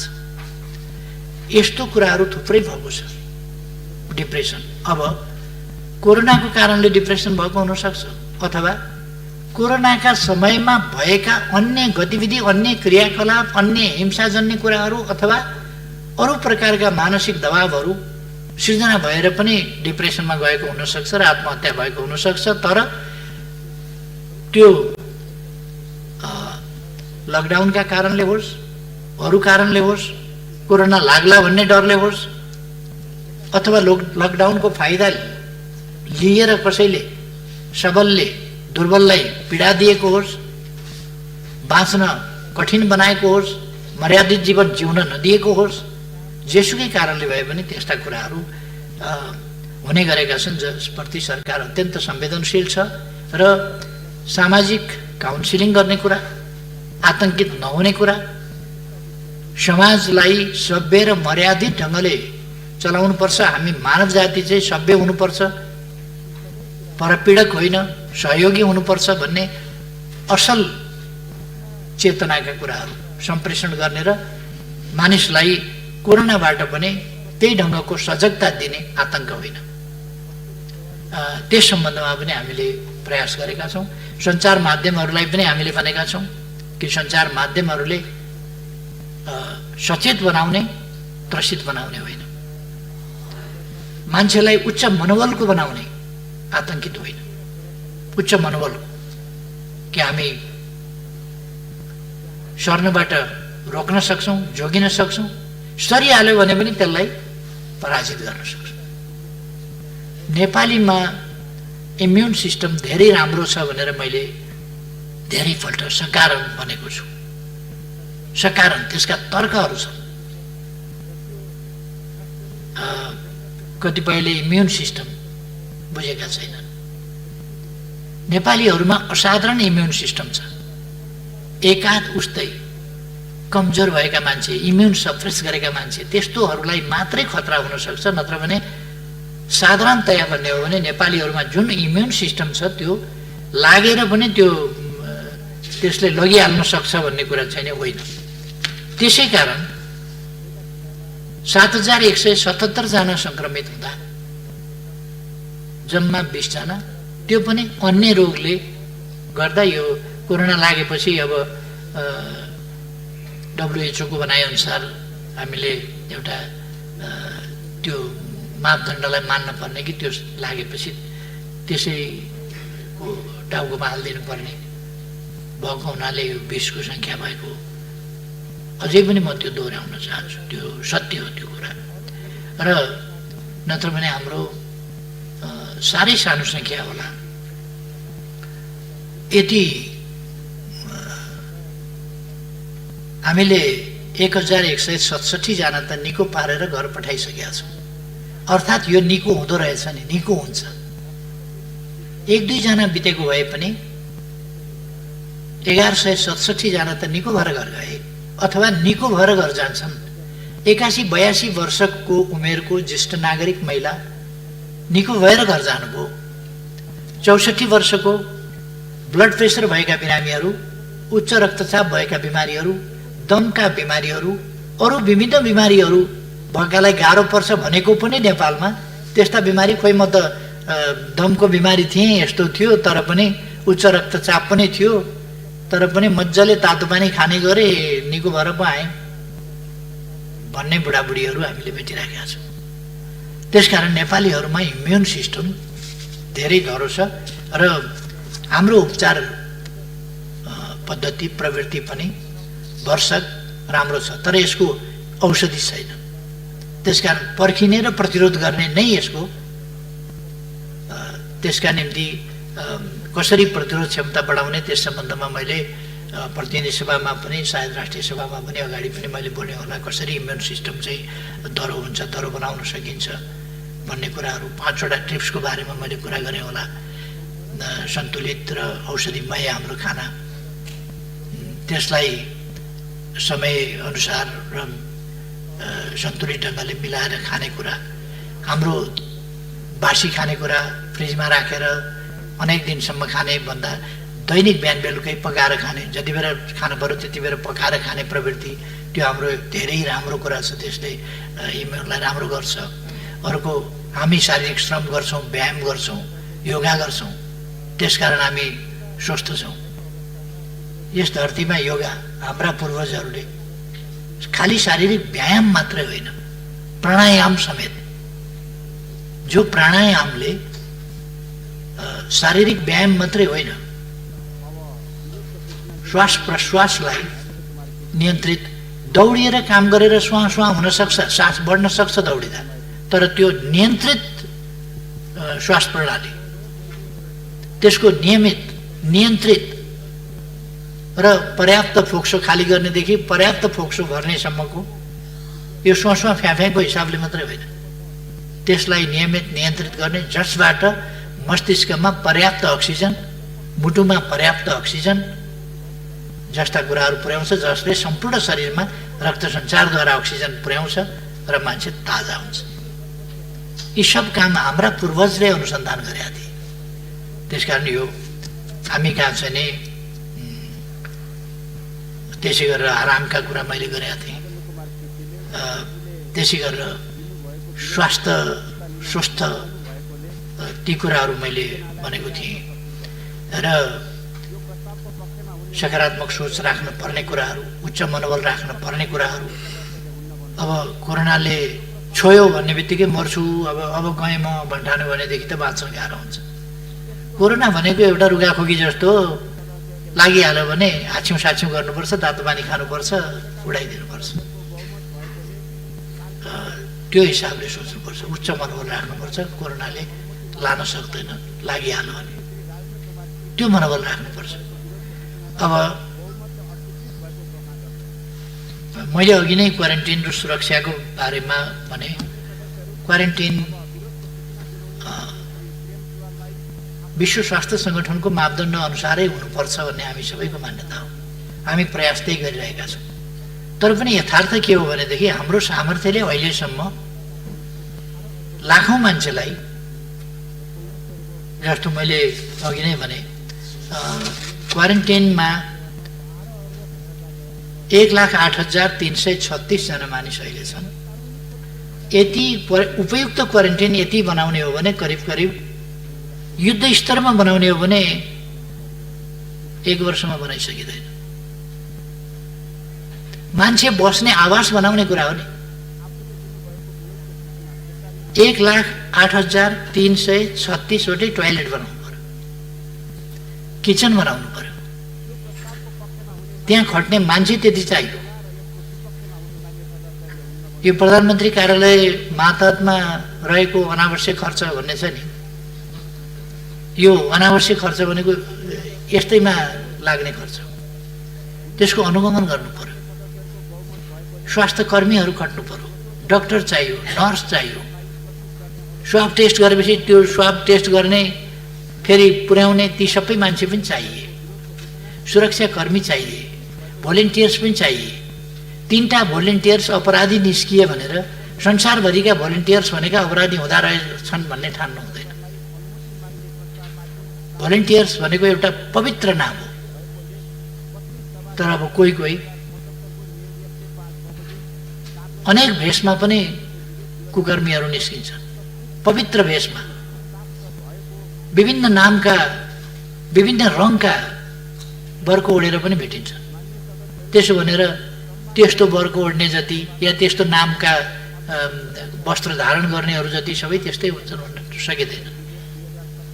कहिले कहिले एकदमै राम्रो काम गर्नुपर्ने पुण्य काम गर्नुपर्ने ठाउँका मान्छेहरू अपुण्य अपराधिक क्रियाकलापहरूमा संलग्न भएको पनि पाइन्छ, तर सबैलाई जेनरलाइज त्यसमा गर्न हुँदैन। म साथीहरूलाई आग्रह गर्न चाहन्छु र सुरक्षाको प्रबन्धमा सरकारले थप सजगता यस्ता घटनाहरूबाट लिएको छ र लिन्छ। एउटा अत्यन्त राम्रो प्रश्न गर्नुभएको छ। मैले अस्ति चैत्रबाट कक्षा सुरु हुँदा मैले शैक्षिक अभिभावकत्व लिएका मुलुकका विद्यार्थीहरूलाई काठमाडौँमै ल्याएर बोर्डर्स गर्ने, त्यसका निम्ति माघमा आमा बुवाहरू समेत बोलाउने ती कुराहरू अगाडि सारेको थिएँ। या फागुनमा उहाँहरूलाई बोलाउने र उहाँहरूले पनि बस्ने ठाउँ स्कुल बोर्डर्स कहाँ गरिन्छ त्यो हेर्ने, र मैले त्यसै गरी सिरामा शैक्षिक अभिभावकत्व लिएका विद्यार्थीहरूलाई पनि त्यसै गरी पढाउने भन्ने सोचेका थिएँ। तर यो क्वारेन्टाइनको कारणले, लकडाउनको कारणले, आदि कारणले ती विद्यार्थीहरू पनि र अरू पनि त्यस्तैमा परेका छन्। अर्को, हामीले अस्ति 1 गतेबाट अनलाइन शिक्षा आदि भनेर सुरु गर्यौँ, तर नेपालको सुविधा, सहुलियत, पहुँच यी सबै कुरा समान छैनन् र सबै ठाउँमा पुर्याउन सकिएको छैन। त्यसकारण सबैलाई भएन भने कसैलाई पनि नगर्ने भन्न सकिँदैन। त्यसकारण हुन सकेका ठाउँहरूमा हामीले अनलाइन शिक्षा, अफलाइन शिक्षा, टेलिभिजन शिक्षा, रेडियो शिक्षा, विभिन्न ढङ्गले शिक्षा उपलब्ध गराउने ती कामहरू गरेका छौँ। जहाँ इन्टरनेट छैन त्यहाँ इन्टरनेट पुर्याउने कोसिस गरेका छौँ।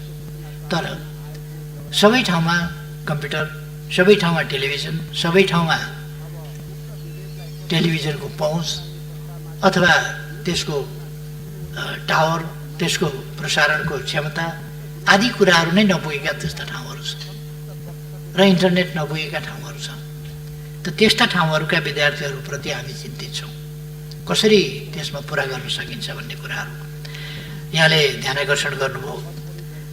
मैले आफूले शैक्षिक अभिभावकत्व लिएका विद्यार्थीहरूको बारेमा मलाई सम्झना छ, मैले बिर्सिएको छैन र ती विद्यार्थीहरूको खबर यहाँहरूले सुन्दै जानुहुनेछ भविष्यमा।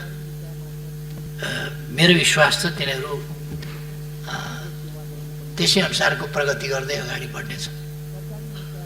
अरू ठाउँमा पनि मैले गरिब बालबालिकाहरूको कसरी उत्थान गर्न सकिन्छ, तिनीहरूलाई गरिबीबाट कसरी उन्मुक्त गर्न सकिन्छ र तिनीहरूको उज्जवल भविष्य कसरी बनाउन सकिन्छ, तिनीहरूलाई प्रतिस्पर्धी क्षमताका नागरिक, विश्वमै प्रतिस्पर्धी क्षमताका नागरिक कसरी बनाउन सकिन्छ हाम्रा देशका तमाम बालबालिकालाई, त्यतापट्टि पनि मेरो ध्यान गएको छ र सरकारको ध्यान गएको छ।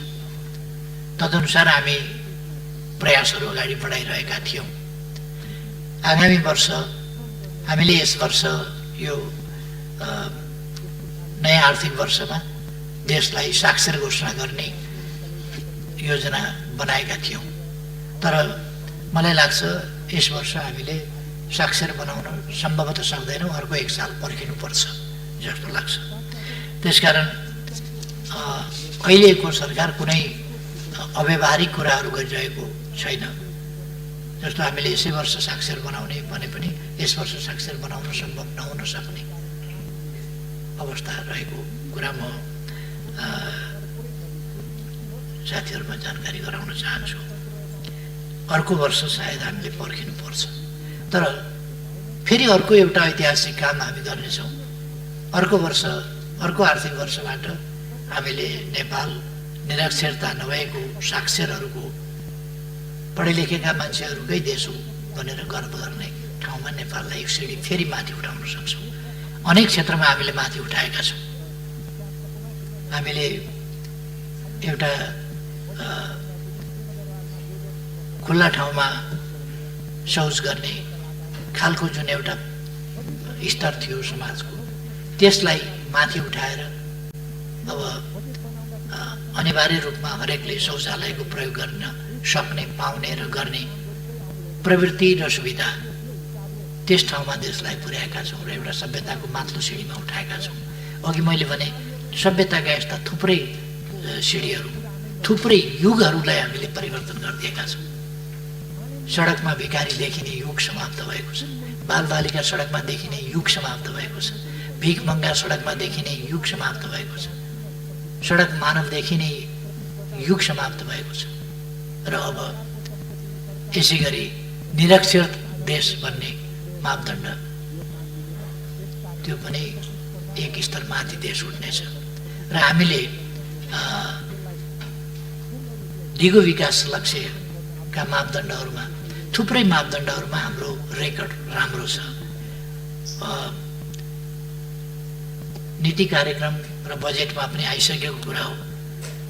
हाम्रा प्रमुख मापदण्डहरूमा 14वटा मापदण्डमा हामी अगाडि छौँ र नेपालको प्रगति उल्लेखनीय छ र यस्ता मापदण्डहरूका आधारमा हामी थुप्रै ठाउँमा प्रशंसित पनि भएका छौँ। नेपाल, हाम्रो प्रगति, हाम्रो लोकतन्त्र, यस लोकतन्त्रले दिएका उपलब्धि, यस लोकतन्त्रमा स्मुथली हामीले समाज परिवर्तनको क्रमलाई अगाडि लगेका कुरा, संघीयता कार्यान्वयनको कुरा, संविधान कार्यान्वयनको कुरा जुन स्मुथनेसका साथ हामीले लगेका छौँ त्यसलाई संसारले प्रशंसा गरेका छ।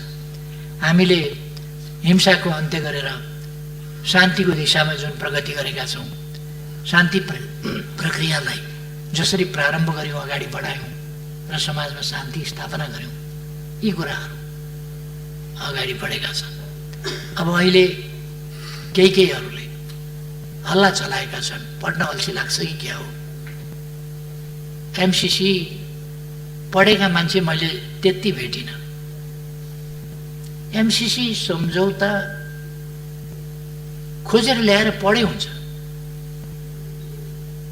पढ्ने भन्दा हल्लाका भरमा कुद्ने र जसरी भए पनि विरोध गर्न पाए भयो भन्ने कस्तो चिन्तन। खुट्टाले टेकेर हिँड्न छोडेर टाउकाले टेकेर, त्यो हातले टेकेर खुट्टा ठाडा पारेर हिँड्ने अभ्यास गर्न किन जरुरी छ? खुट्टैले टेकेर हिँड्नुपर्छ। खुट्टाले टेकेर हिँड्ने भनेको जे त्यसमा प्रबन्ध छ त्यो प्रबन्ध पढेर त्यो प्रबन्धमा ठिक बेठिक यहाँ छ भनेर भन्नु चाहिँ एउटा कुरा हो। लहैमा लौ अमेरिकी सेना आउने भयो, कहाँ पढ्छन्, के पढ्छन्, अचम्म लाग्छ मलाई। कागले कान लगो भन्दाखेरि लाँदा त दुख्छ होला नि अलिकति, त्यो दुख्या छैन भने होइन होला त भन्ने थाहा पाउनु पऱ्यो नि पहिले। दुख्या छैन तै पनि सुटुकै लगेछ कि भन्ने हो भने पनि छाम्नु पऱ्यो नि कान छ कि छैन यहाँ भनेर। दुखे पनि वास्ता नगर्ने, छ कि छैन पनि नछाम्ने अनि लयमा कुद्ने, यो प्रवृत्ति बडा अचम्म लाग्छ मलाई। अहिले सडकको पनि विषय बनेको छ, अन्तको पनि विषय बनेको छ। यो सान्दर्भिक अहिलेको विषय यहाँको नभएको हुनाले म यसमा धेरै अगाडि जान चाहन्न, तर पढे हुन्थ्यो नि सम्झौतामा के लेखेको छ कि यस देशमा विकास हुन आँट्यो भन्ने चिन्ता हो। यस देशमा विकासका लागि अनुदान आयो भन्ने चिन्ता हो। ठिकै छ, यस सम्बन्धमा म मान्यजीहरू समक्ष आफ्ना विचार अर्को कुनै समय राख्नेछु। यो छलफलमा आउने नै छ। म मान्यजीहरूलाई आग्रह गर्न चाहन्छु, हामी देशका सर्वोच्च जनप्रतिनिधि संस्थाका सदस्यहरू, हामीले इतिहासमा दर्ज हुने गरी बोल्नु पर्दछ। तपाईँहरूलाई थाहा छ, एक जमानामा महाकाली सन्धिको सम्बन्धमा यति ठुलो बबन्डर आदि हुरी मचियो, म आश्चर्यचकित भएँ। मैले भने म त त्यस्तो केही पनि देख्दिनँ, यहाँ त ठिकै देख्छु। फेरि हामी आफैले अध्ययन गरेर ठिक छ भनेर दुई सरकारका बीचमा हस्ताक्षर गर्दा हामी सरकारमा नभएको पार्टी पनि त्यहाँ उपस्थित थियौँ र हाम्रो नेतृत्व वर्ग त्यहाँ उपस्थित थियो र यो गरौँ त, सही गरौँ, ठिक छ, तपाईँहरूको पनि मन्जुर छ, प्रतिपक्षको पनि मन्जुर छ भन्दा मन्जुर छ। प्रणब मुखर्जीले हस्ताक्षर गर्ने बेलामा फेरि 3-4 पल्ट पहिले सोधिसकेर हस्ताक्षर गर्ने बेलामा कलम समातेपछि तो मैं साइन कर लूं, सोधेको थिएँ। हाँ ठीक है कीजिए भनेपछि उनले साइन गरे। पछि हाँ ठीक छ, ठीक है कीजिए भन्ने साथीहरू बुर्क उफ्रिया देखेपछि मैले अलिकति कडा शब्द प्रयोग गरेका थिएँ। त्यति बेला हामीले कहीँ गाँजा भाङ धतुर केही त खाएको थिएन होला। हाम्रो जस्तो देश चलाउने तहका मान्छेहरू, नीति नियम र कानुन बनाउने तहका मान्छेहरूले देशलाई सर्वोपरि राखेर विचार गर्न पर्दछ। फेरि पनि हरेक विषयमा पक्ष विपक्ष आरोप प्रत्यारोपको विषय होइन, हाम्रा भनाइहरू इतिहासमा दर्ज हुनेछन्। त्यसकारण अहिले संविधान जसरी सर्वसम्मत ढङ्गले संशोधन भएको छ, यो यस संसदको इतिहासको गौरवको कुरा हो, नेपाली हुनुको गौरवको कुरा हो, राष्ट्रियताको प्रश्नमा नेपालको एकताको गौरवको कुरा हो। त्यस्तै गौरवका विषय हुने गरी हाम्रा अभिव्यक्तिहरू पढेर, अध्ययन गरेर, हेरेर भोलि फरक नपर्ने गरी हाम्रा नाति नातिनीका पालासम्म फरक नपर्ने गरी, त्योभन्दा पछिसम्म पनि फरक नपर्ने गरी यी इतिहासमा हेरिने विषय बन्छन्। म मान्यजीहरूको ध्यान आकर्षण गर्न चाहन्छु, इतिहासमा हेरिने विषय बन्छन्। त्यसकारण हामीले संसदमा बोल्दा कहिले के कुरा बोलिराखेका हुन्छौँ। म स्मरण गराउन चाहन्छु, संसदका सबै अभिव्यक्तिहरू रेकर्डेड छन्। हिस्ट्रीले फेरि रेकर्ड हुँदिन्छ। अस्ति भर्खर मैले एउटा अनलाइनमा हेरेँ, 53 सालमा मैले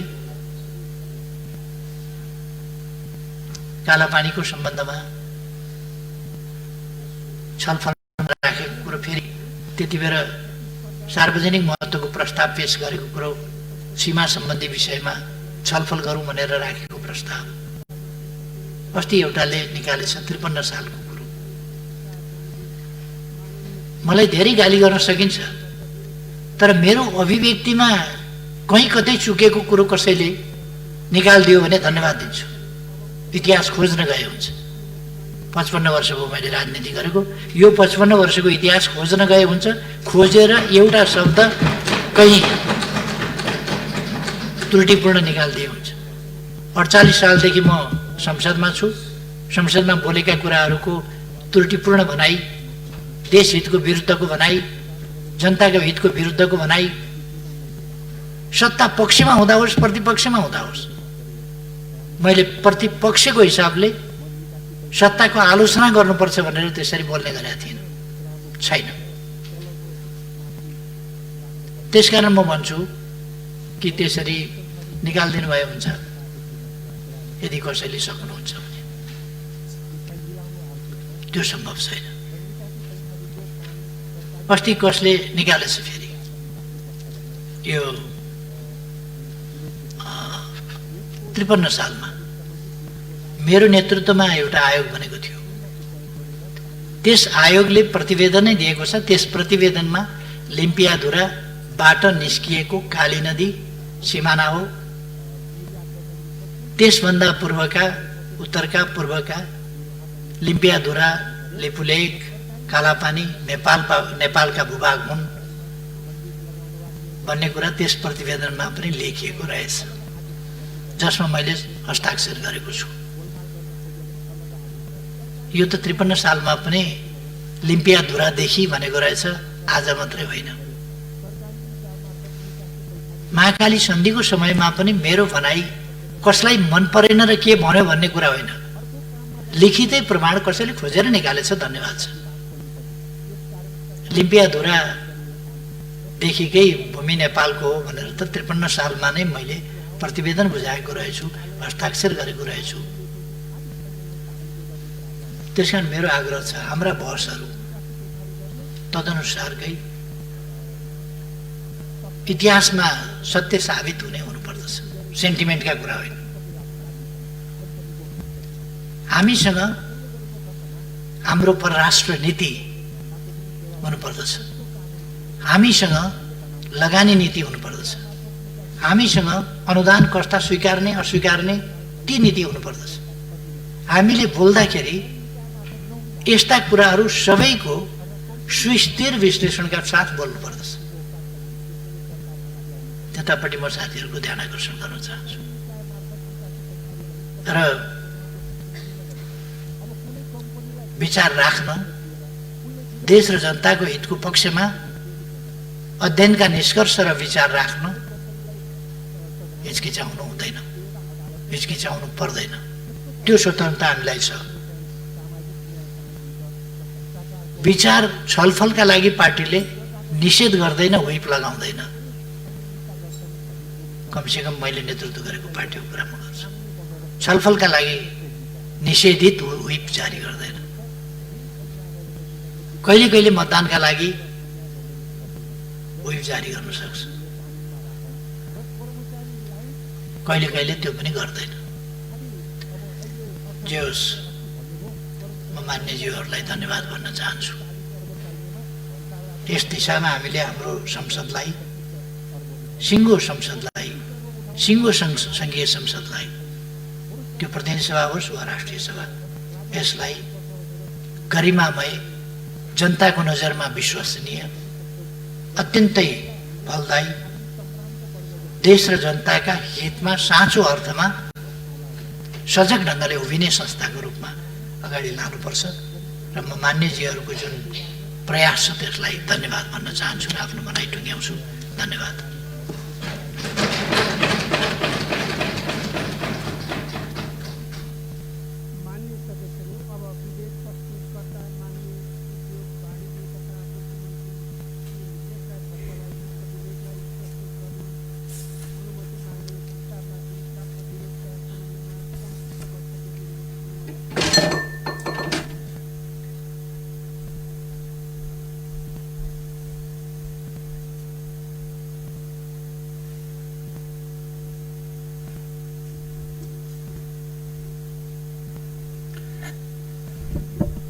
माननीय सदस्यहरू, राष्ट्रिय योजना आयोग, प्रधानमन्त्री तथा मन्त्री परिषदको कार्यालय, उपराष्ट्रपतिको कार्यालय र राष्ट्रपतिको कार्यालय सम्बन्धी विनियोजन शीर्षकमाथिको छलफल यही समाप्त हुन्छ। माननीय सदस्यहरू, विनियोजन विधेयक 2077 माथिको विभिन्न शीर्षकहरू माथिको दफावार छलफल यही समाप्त हुन्छ।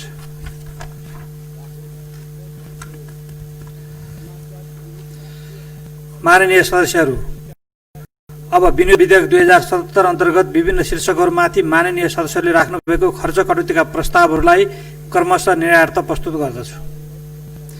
माननीय सदस्यहरू, सर्वप्रथम माननीय प्रकाश पन्थद्वारा प्रस्तुत विनियोजन विधेयक 2077 अन्तर्गत कानुन, न्याय तथा संसदीय मामिला मन्त्रालय शीर्षकको खर्च रकमलाई घटाई ₹1 गरियोस् भनी राख्नु भएको खर्च कटौतीको प्रस्ताव फिर्ता लिन चाहनुहुन्छ भने समय उपलब्ध गराउँछु।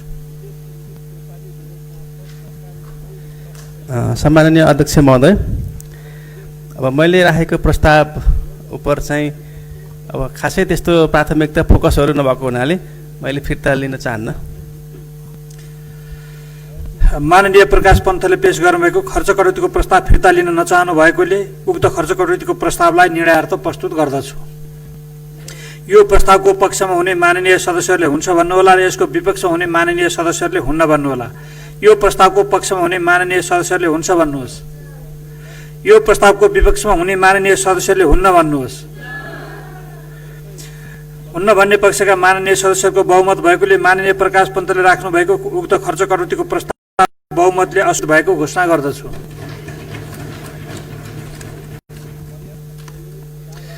माननीय सदस्यहरू, अब म माननीय तारादेवी भट्टद्वारा प्रस्तुत विनियोजन विधेयक 2077 अन्तर्गत महिला बालबालिका तथा ज्येष्ठ नागरिक मन्त्रालय शीर्षकको खर्च रकममा 100 रुपियाँ घटाइयोस् भनी राख्नु भएको खर्च कटौतीको प्रस्ताव फिर्ता लिन चाहनुहुन्छ भने समय उपलब्ध गराउँछु। सम्माननीय अध्यक्ष महोदय, यो 2077 प्रस्तुत विधेयक 2077 अन्तर्गत महिला बालबालिका तथा ज्येष्ठ नागरिक मन्त्रालय सम्बन्धी विभिन्न शीर्षकमा कैयौँ शीर्षकमा मितव्ययिता होस् भन्ने हिसाबले मैले यो खर्च कटौतीको प्रस्ताव राखेको हुँ। म यो फिर्ता लिन चाहन्न। माननीय तारादेवी भट्टले पेश गर्नुभएको खर्च कटौतीको प्रस्ताव फिर्ता लिन नचाहनु भएकोले उक्त खर्च कटौतीको प्रस्तावलाई निर्णयार्थ प्रस्तुत गर्दछु। यो प्रस्तावको पक्षमा हुने माननीय सदस्यहरूले हुन्छ भन्नुहोला र यसको विपक्षमा हुने माननीय सदस्यहरूले हुन्न भन्नुहोला। यो प्रस्तावको पक्षमा हुने माननीय सदस्यले हुन्छ भन्नुहोस्। यो प्रस्तावको विपक्षमा हुने माननीय सदस्यहरूले हुन्न भन्नुहोस्। हुन्न भन्ने पक्षका माननीय सदस्यको बहुमत भएकोले माननीय तारादेवी भट्टले राख्नु भएको उक्त खर्च कटौतीको प्रस्ताव बहुमतले अस्वीकृत भएको घोषणा गर्दछु। माननीय सदस्यहरू, अब म माननीय जितेन्द्रनारायण देवद्वारा प्रस्तुत विनियोजन विधेयक 2077 अन्तर्गत भौतिक पूर्वाधार तथा यातायात मन्त्रालय शीर्षकको खर्च रकममा उल्लिखित रकम घटाइयोस् भनी राख्नु भएको खर्च कटौतीको प्रस्ताव फिर्ता लिन चाहनुहुन्छ भने समय उपलब्ध गराउँछु। सम्माननीय अध्यक्ष महोदय, मैले भौतिक पूर्वाधार तथा यातायात मन्त्रालयसँग सम्बन्धित खर्च कटौतीको प्रस्ताव, यो मन्त्रालयको काम अझ प्रभावकारी होस्, खर्चमा मितव्ययिता होस् र यो मुलुकले प्रगति गर्न सकोस् भन्ने मनसायले राखेको हुँ। त्यसकारणले यसलाई फिर्ता गर्ने त प्रश्नै आउँदैन। सो कुराको जानकारी गराउँछु। धन्यवाद। माननीय जितेन्द्रनारायण देवले पेश गर्नुभएको खर्च कटौतीको प्रस्ताव फिर्ता लिन नचाहनु भएकोले उक्त खर्च कटौतीको प्रस्तावलाई निर्णयार्थ प्रस्तुत गर्दछु। यो प्रस्तावको पक्षमा हुने माननीय सदस्यहरूले हुन्छ भन्नुहोला र यसको विपक्षमा हुने माननीय सदस्यहरूले हुन्न भन्नुहोला। यो प्रस्तावको पक्षमा हुने माननीय सदस्यहरूले हुन्छ भन्नुहोस्। यो प्रस्तावको विपक्षमा हुने माननीय सदस्यहरूले हुन्न भन्नुहोस्। हुन्न भन्ने पक्षका माननीय सदस्यको बहुमत भएकोले माननीय जितेन्द्रनारायण देवले राख्नु भएको उक्त खर्च कटौतीको प्रस्ताव बहुमतले अस्वीकृत भएको घोषणा गर्दछु। माननीय सदस्यहरू, अब म माननीय जितेन्द्रनारायण देवद्वारा प्रस्तुत विनियोजन विधेयक 2077 अन्तर्गत शहरी विकास मन्त्रालय शीर्षकको खर्च रकमलाई घटाई 1 रुपियाँ गरियोस् भनी राख्नु भएको खर्च कटौतीको प्रस्ताव फिर्ता लिन चाहनुहुन्छ भने समय उपलब्ध गराउँछु। सम्माननीय अध्यक्ष महोदय, मैले यो शहरी विकास मन्त्रालय अन्तर्गत खर्च कटौतीको प्रस्ताव त्यो अहिलेको वर्तमान आर्थिक सङ्कटको सन्दर्भमा त्यो मन्त्रालयले आफ्नो खर्चहरूलाई मितव्ययिताको सिद्धान्त अनुसार अवलम्बन गरोस् भन्ने मनसायले राखेको हुनाले फिर्ता गर्न नचाहेको कुरा अवगत गराउँछु। माननीय जितेन्द्रनारायण देवले पेश गर्नुभएको खर्च कटौतीको प्रस्ताव फिर्ता लिन नचाहनु भएकोले उक्त खर्च कटौतीको प्रस्तावलाई निर्णयार्थ प्रस्तुत गर्दछु। यो प्रस्तावको पक्षमा हुने माननीय सदस्यहरूले हुन्छ भन्नुहोला र यसको विपक्षमा हुने माननीय सदस्यहरूले हुन्न भन्नुहोला। यो प्रस्तावको पक्षमा हुने माननीय सदस्यहरूले हुन्छ भन्नुहोस्। यो प्रस्तावको विपक्षमा हुने माननीय सदस्यले हुन्न भन्नुहोस्। हुन्न भन्ने पक्षका माननीय सदस्यको बहुमत भएकोले माननीय जितेन्द्रनारायण देवले राख्नु भएको उक्त खर्च कटौतीको प्रस्ताव बहुमतले अस्वीकृत भएको घोषणा गर्दछु।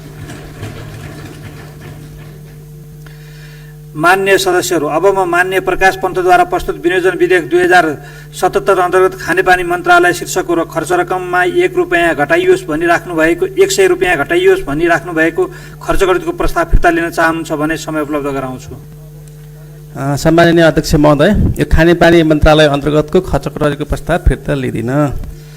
माननीय प्रकाश पन्तले पेश गर्नुभएको खर्च कटौतीको प्रस्ताव फिर्ता लिन नचाहनु भएकोले उक्त खर्च कटौतीको प्रस्तावलाई निर्णयार्थ प्रस्तुत गर्दछु। यो प्रस्तावको पक्षमा हुने माननीय सदस्यले हुन्छ भन्नुहोला र यसको विपक्षमा हुने माननीय सदस्यले हुन्न भन्नुहोला। यो प्रस्तावको पक्षमा हुने माननीय सदस्यले हुन्छ भन्नुहोस्। यो प्रस्तावको विपक्षमा हुने माननीय सदस्यले हुन्न भन्नुहोस्। हुन्न भन्ने पक्षका माननीय सदस्यको बहुमत भएकोले माननीय प्रकाश पन्तले राख्नु भएको उक्त खर्च कटौतीको प्रस्ताव बहुमतले अस्वीकृत भएको घोषणा गर्दछु।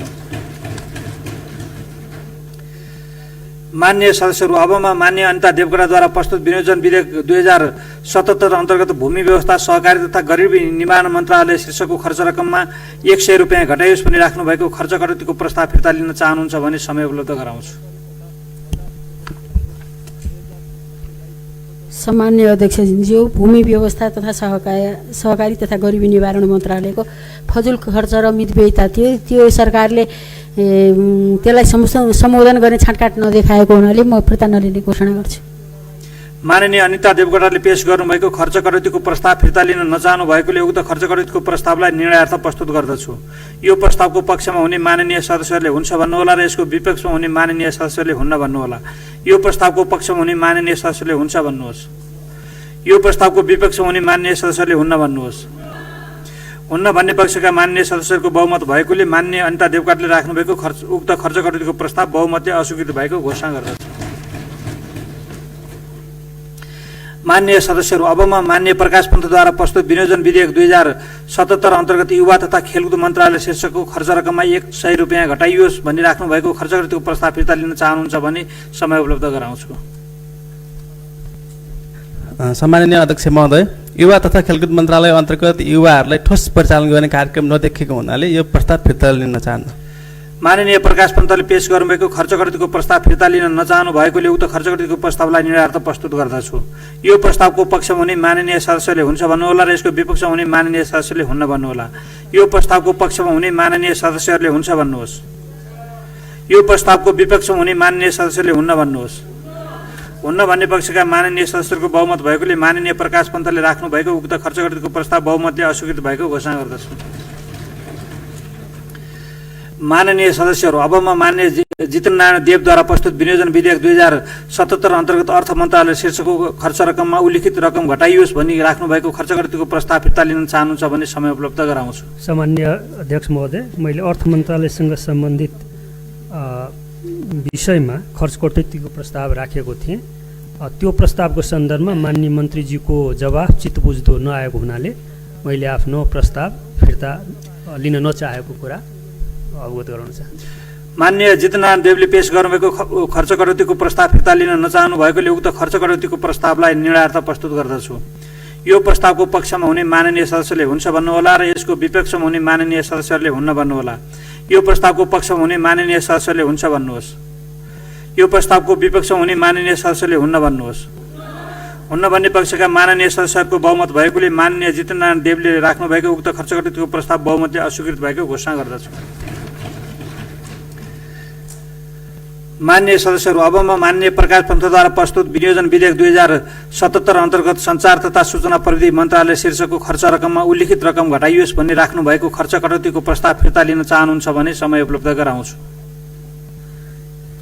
सम्माननीय अध्यक्ष महोदय, यो सञ्चार तथा सूचना प्रविधि मन्त्रालय अन्तर्गतका कतिपय विनियोजनहरू चित्त नबुझेको हुनाले खर्च कटौतीको प्रस्ताव फिर्ता लिन्न। माननीय प्रकाश पन्तले पेश गर्नुभएको खर्च कटौतीको प्रस्ताव फिर्ता लिन नचाहनु भएकोले उक्त खर्च कटौतीको प्रस्तावलाई निर्णयार्थ प्रस्तुत गर्दछु। यो प्रस्तावको पक्षमा हुने माननीय सदस्यहरूले हुन्छ भन्नुहोला र यसको विपक्षमा हुने माननीय सदस्यहरूले हुन्न भन्नुहोला। यो प्रस्तावको पक्षमा हुने माननीय सदस्यहरूले हुन्छ भन्नुहोस्। यो प्रस्तावको विपक्षमा हुने माननीय सदस्यहरूले हुन्न भन्नुहोस्। हुन्न भन्ने पक्षका माननीय सदस्यहरूको बहुमत भएकोले माननीय प्रकाश पन्तले राख्नु भएको उक्त खर्च कटौतीको प्रस्ताव बहुमतले अस्वीकृत भएको घोषणा गर्दछु। माननीय सदस्यहरू, अबमा माननीय अनिता देवकोटाद्वारा प्रस्तुत विनियोजन विधेयक 2000